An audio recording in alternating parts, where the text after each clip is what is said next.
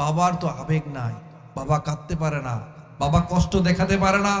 তোমাদের জন্যে তোমাদের সংসার চালাতে গিয়ে কত টাকা সে ম্যানেজ করতে হয়, কত কষ্ট করে ম্যানেজ করতে হয়। বাবার কখনো ঈদ হয় না, বাবার কোনো ঈদের নতুন পোশাক হয় না, তার জুতা ছিঁড়তে ছিঁড়তে শেষ হয়ে যায়। 30 বছরের পুরনো ড্রেস পরে সে কাটিয়ে দেয়, তার কেনার সময় হয় না। কারণ তুমি তো বুঝতে পারছো না, হুট করে বাবার কাছে টাকা চাও, মোটরসাইকেল কিনে দিতে হবে, সাইকেল কিনে দিতে হবে, মোবাইল কিনে দিতে হবে, কিন্তু বাবার কষ্ট তুমি বুঝতে পারছো না। যেদিন তুমি বাবা হবা সেদিন বুঝতে পারবা।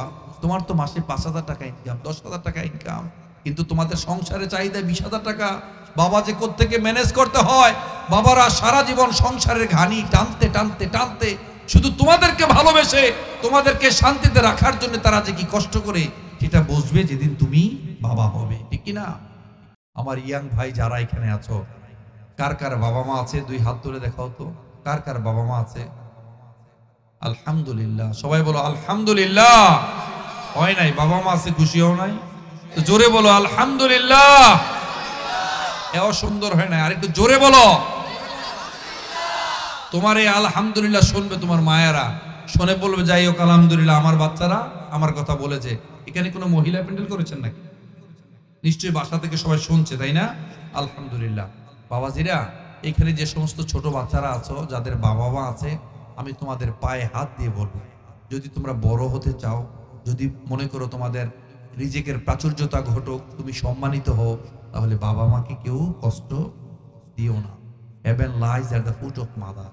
মায়ের পায়ের নিচে সন্তানের বেহেশত। বাবা মা কি যে সম্পদ, শুধুমাত্র হারালেই বুঝতে পারবে। আমি কত মানুষ দেখেছি, বাবা মা যতদিন পৃথিবীতে বেঁচে ছিল কেউ বুঝে নাই, কেউ বোঝার চেষ্টা করে নাই।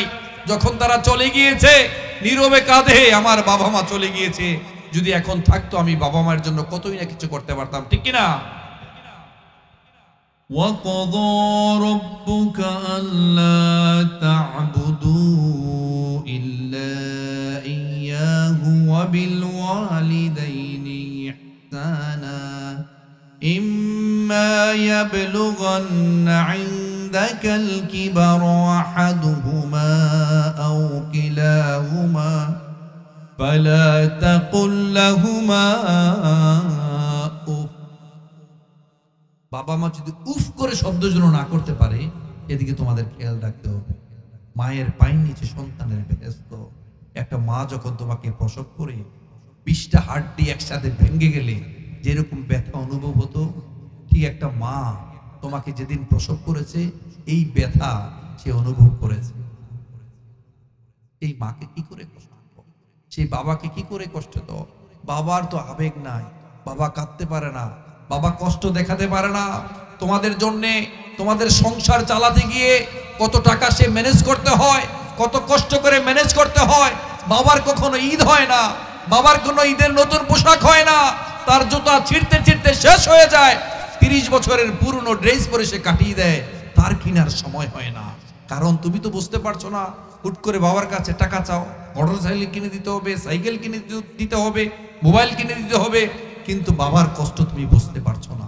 যেদিন তুমি বাবা হবা সেদিন বুঝতে পারবা। তোমার তো মাসে 5,000 টাকা ইনকাম, 10,000 টাকা ইনকাম, কিন্তু তোমাদের সংসারে চাহিদা 20,000 টাকা।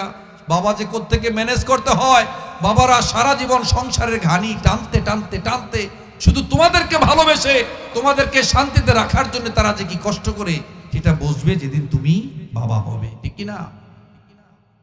আর মা, মায়ের কথা বলে তো শেষ নাই। মা যে কি জিনিস। এক লোক এসে আল্লাহ রাসূলকে বলছেন, ইয়া রাসূলুল্লাহ, আমি তো গুনাহগার, আমি তো পাপ করে ফেলেছি, আমি তো পাপ করে ফেলেছি। যুবকরা শুনছো তোমরা কথা?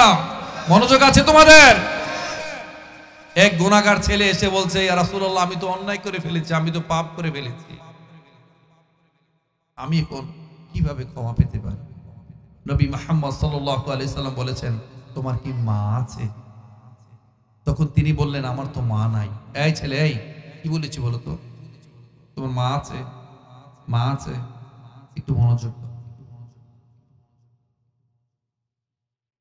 আল্লাহ রাসূল কি বলেছেন? তোমার কি মা আছে? বলছে, না, আমার মা নাই।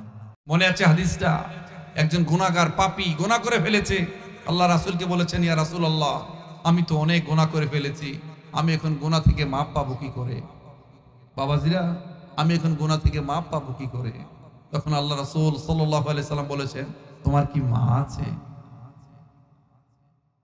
তোমার কি মা আছে? সে বলল, না আল্লাহ রাসূল, আমার তো মা নাই। তারপর বলেছেন, তোমার কি খালা আছে? বলছে, হ্যাঁ খালা আছে। তখন বলেছেন, যাও খালাকে সেবা যত্ন করো। তার মানে দেখেছেন, খালাকে সেবা যত্ন করলে যদি গুনাহ মাফ হয়ে যায়, আর মাকে বাবাকে সেবা যত্ন করলে আপনার গুনার কি অবস্থা হবে? আল্লাহু আকবার। এক সাহাবী এসে বলছেন, ইয়া রাসূলুল্লাহ, আমি জিহাদে যেতে চাই, জিহাদে। আল্লাহ রাসূল সাল্লাল্লাহু আলাইহি সাল্লাম বলেছেন, জি রাসূলুল্লাহ, আমার তো বাবা মা আছে। বলছে, যাও তুমি বাবা মাকে সেবার মাধ্যমে জিহাদের কাজকে জোরদার করো। সুবহানাল্লাহ বলবেন না?